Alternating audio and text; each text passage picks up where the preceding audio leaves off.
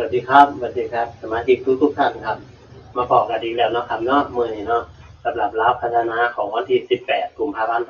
2569นะครับลาวพัฒนาก็คือเลขจากประเทศลาวนะครับเด้อสิออกทุกๆวันจันทร์พุธศุกร์นะครับจันทร์พุธศุกร์นะที่มาพบกันทุกๆวันจันทร์พุธศุกร์นะครับสิออกผลที่6ผลกะละ2 ทุ่มครึ่งนะครับ2 ทุ่ม26 นาทีนี่แหละเกือบครึ่งนะครับเนาะครับขอบคุณครับคุณสมาชิกหลายๆนะครับได้ที่แบบมาชมใหม่กำลังใจซึ่งกันและกันนะครับงวดที่แล้วก็เข่ายุ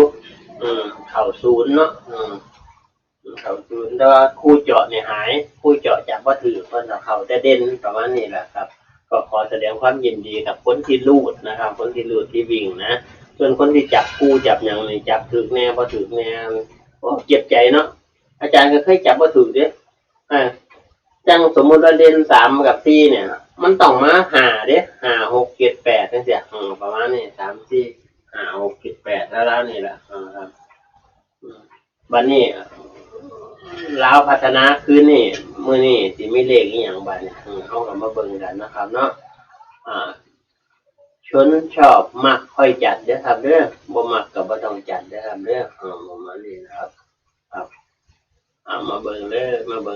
บ่ให้เสียเวลาครับจดเอาเลยครับเลขสูงนะ7 กับ 8 7 กับ 8นะครับเนาะ7 กับ 8 5 6 7 8 9 0 1เลขเลี้ยงกันเลยนะครับเด้อ5 6 7 8 9 0 1 7 5 5 7 7 6 6 7 7 9 9 7 7 0 0 7 7 1 1 7 8 9 9 8 8 0 0 8 8 1 1 8 8 5 5 8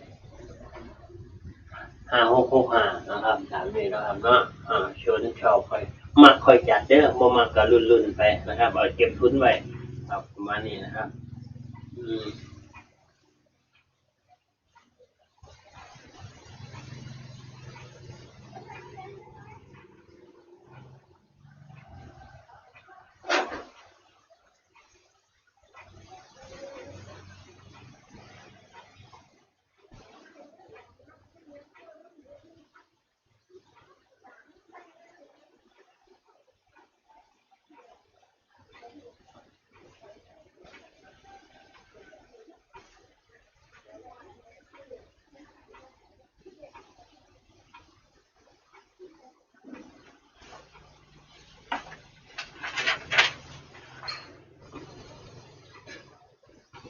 โอเคนะครับเนาะ